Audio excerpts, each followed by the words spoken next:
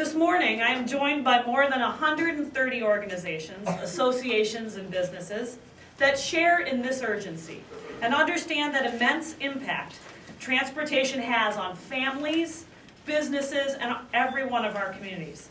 So today, we're launching Move Minnesota. The Move Minnesota campaign is more than just fixing bridges and highways and improving access to transit, although that's vital. This campaign is about moving Minnesota forward into the future with the infrastructure that builds stronger, healthier communities and families. It's about efficiently moving Minnesota's manufacturing and agriculture products to market, which creates more economic opportunities for families and individuals. And it's about moving Minnesotans to take action and telling our legislators that transportation is a top priority in 2014 for our communities, for our economy, and for our livelihood. A few Move Minnesota Coalition members are joining me here today to passionately advocate for transportation and to share their perspectives on the urgency. I'm going to ask them to come forward. So first, I'm pleased to introduce Margaret Donahoe, who's been at this for many years, the Executive Director of the Minnesota Alliance for Transportation.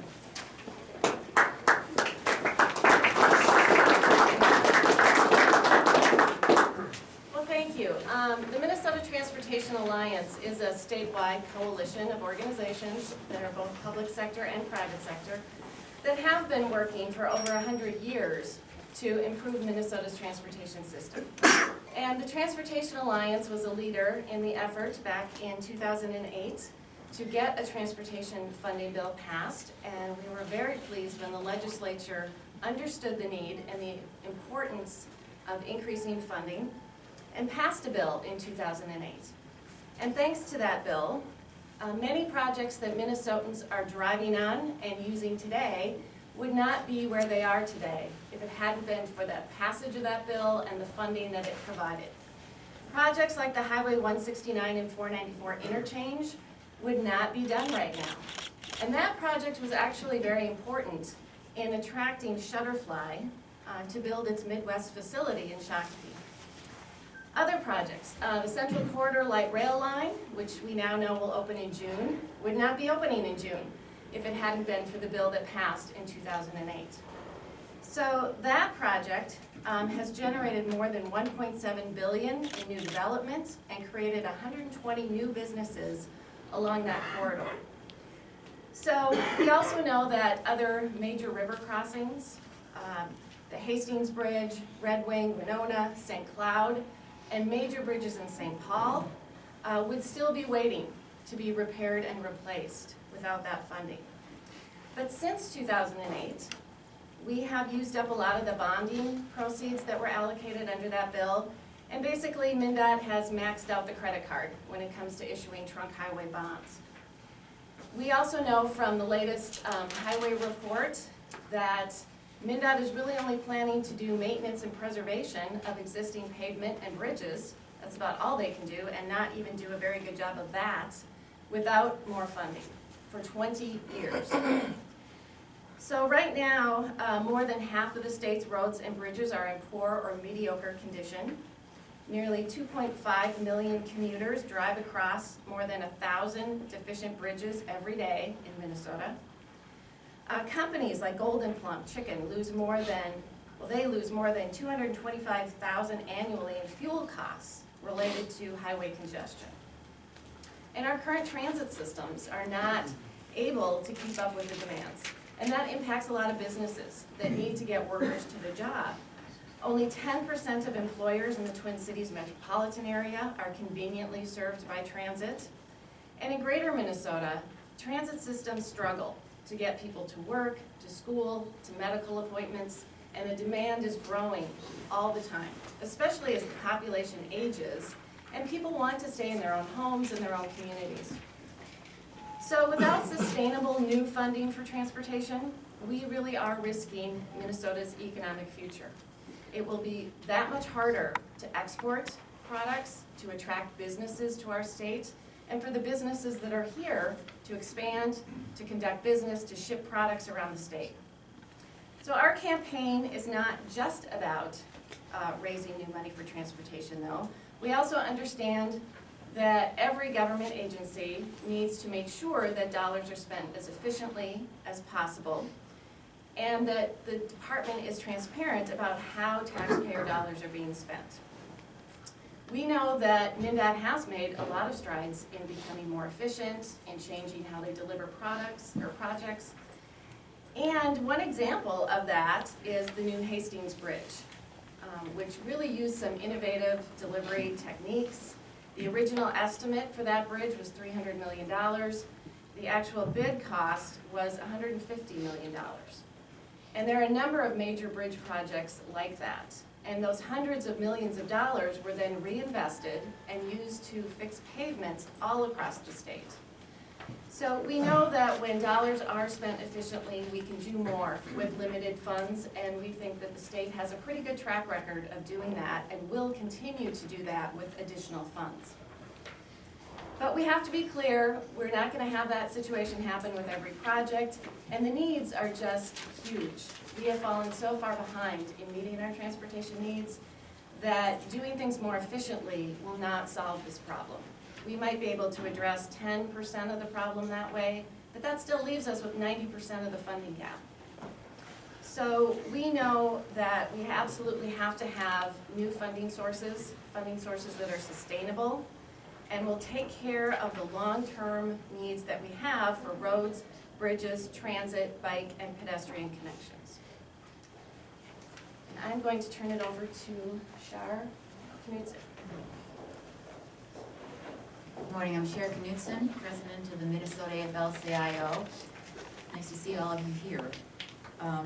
Like the 130 organizations and business and associations in Move Minnesota, the AFL-CIO is committed to strengthening our communities.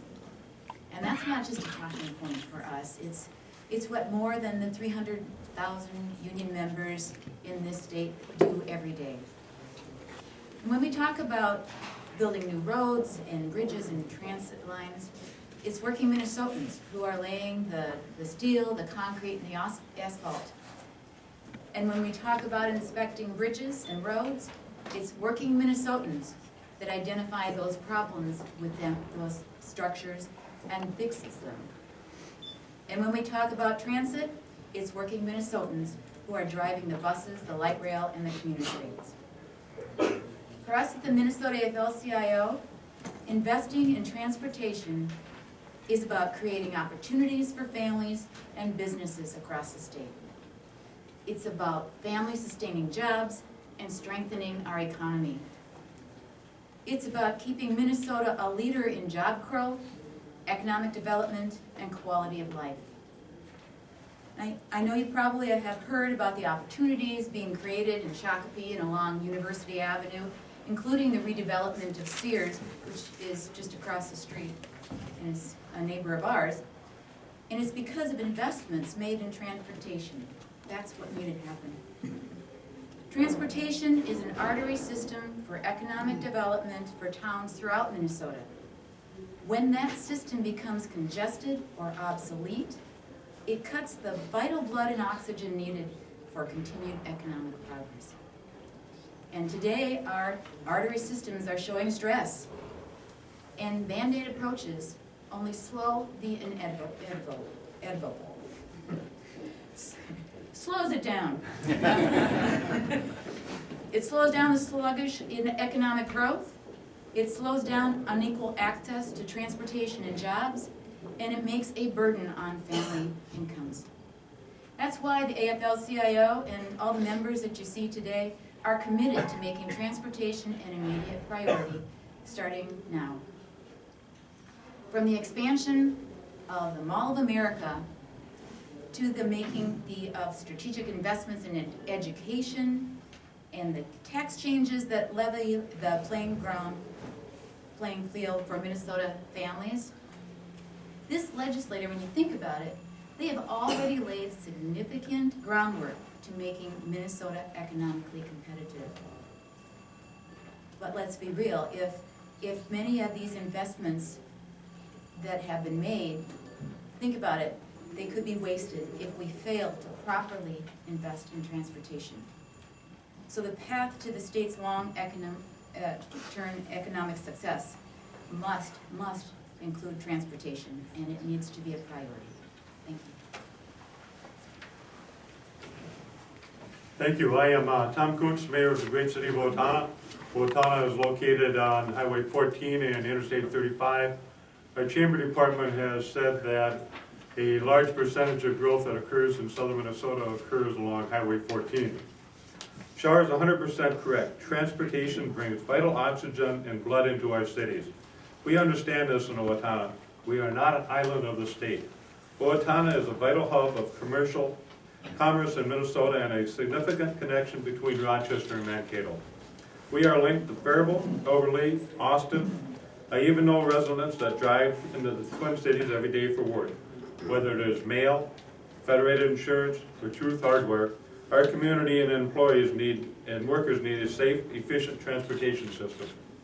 In southern Minnesota, when one region succeeds, we all succeed. It's a great success story for southern Minnesota. Whether it's Austin, Rochester, Owatonna, Mankato, we all succeed. The same is true when we have challenges. Our region has challenges in transportations that have been promised to us for over 40 years. We have made significant progress connecting Owatonna to Mankato, thanks to our state legislature and the commitment they have made, with improvements and expansions along Highway 14. But our connection to Rochester remains unsafe. We have two-lane traffics that we have deaths on that occur all too often. For 40 years, we've been promised funding to complete the connection between Rochester. For 40 years, our businesses have forced to travel on a safe two-lane highway. We are thankful for Commissioner Jeller's leadership and our bipartisan champions in the legislature to secure Highway 14 as a corridor of commerce. But without new dedicated funding, Highway 14 will continue to be listed as a corridor of commerce with no funds to make it a reality. Completing Highway 14 not only improves the safety of our roads, but it fuels the economic engine in southern Minnesota. Whether it's Rochester will generate 335,000 more jobs with their new commitment moving forward. We have a multiplier effect on that as residents grow in communities like Owatonna, Dodge Center. Highway 14 is a vital link to make sure we get those businesses completed. Just one comment, without the state's commitment in identifying roads that need to be done, working with our congressman in southern Minnesota, it's hard for him to get federal transportation dollars if Minnesota doesn't make it a priority.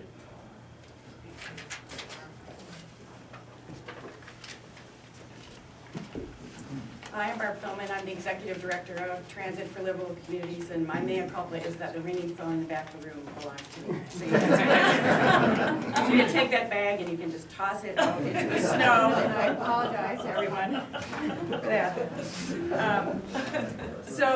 In addition to the road projects like Highway 14 that the mayor described this morning, Minnesota also has vast unmet needs for bridges, for transit, and for bicycle and pedestrian connections. And if we don't make meaningful investments across the state in 2014, we're going to continue to fall further behind. Our state is expected to add 1 million new residents by 2040 and about 330,000 new jobs by 2030.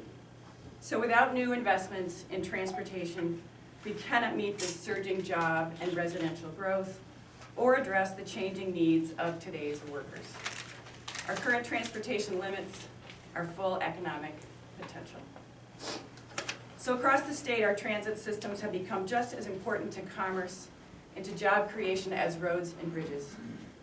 But current plans for transit in the 7-county metro area are, for the most part, not funded. This leaves the region unprepared for economic growth and limits the full potential of our growing cities. Our 20 and 30-somethings are leaving the Minneapolis-St. Paul region for places like Seattle and Denver and Salt Lake City. And they're not leaving because we don't have jobs for them. And they're not leaving because of our winters. Although maybe, it's a little hard to say that. But They're leaving because they're looking for vibrant urban and suburban downtowns, well connected by an array of transportation options. While the Twin Cities painfully implements one transit project at a time, our competitor regions are building multiple rail lines and simultaneously expanding urban and suburban bus service. As important as transit are the bike and pedestrian routes connected to bus stops, rail stations, and key destinations across communities in our state. Accessed by people on foot, people riding a bicycle, or people using a wheelchair are too often forgotten in the transportation debate. Bicycling and walking for transportation are on the rise. I bet Dorian really rode his bicycle here this I morning. did. He's a tougher guy than I am, a gal. Non-motorized transportation increased more than 15% in the 7-county metro area over the last decade. It had increased 78% in Minneapolis over the last 6 years. Bike and pedestrian connections make community residents healthier and our communities more livable. Cities across the state want vibrant main streets, and they want complete streets where people of all ages can safely walk, bike, or drive. Leaders across Minnesota, from Winona to Bemidji, and from Grand Marais to Jackson, are working to make their communities more walkable and more bicycle-friendly. Duluth recently completed a study to expand its bikeway network. Duluth understands that better connections for bikes makes its city attractive to younger workers, employers, and visitors. But Duluth, like other cities, cannot make these investments by itself. It needs a state partner. Investments in transportation will make Minnesota more economically competitive. It will generate new opportunities for attracting employers and creating new, high-paying jobs. According to the business group Itasca, for every $1 invested in transportation, generates $1.18 in economic development. Development in new housing, new industrial centers, and new retail. Investing in transportation will also make it more affordable for people to get to those new jobs. So the legislature must make progress in 2014. We need this new sustainable growth to move Minnesota to the front of the job growth line. Thank you. And then Lewis. I'm Lewis King, President and CEO of Summit Academy OIC. The reason the kids won't leave today, the cars won't start, and all the flights been canceled. It's too cold to get out of here. But in addition to our warm and glorious weather, people lose sight of the fact that we enjoy a couple of strategic advantages that make Minnesota part of the global market. The first is via the lake, access to the Atlantic Ocean, and via the river, access to the Gulf of Mexico. And because of that, two major arteries pass through, 35 and 94. You can cross the country on those. And if we don't invest in our infrastructure, we squander those advantages. It brings us down to the level of those people competing with us in other regions. Because of those geographic and strategic advantages, we have Toro and Donaldson and 3M and General Mills in a relatively small area when compared to some bigger cities across the country. And the people who work for those companies need to be able to move about freely so that we don't lose their productivity. And the trucks need to be able to move across all the roads in greater Minnesota. And when they get to the core cities, they cannot grind to a halt. I was telling a story of an incident a couple of weeks ago where I saw a person in a wheelchair sitting at a bus stop in the morning of a snowstorm.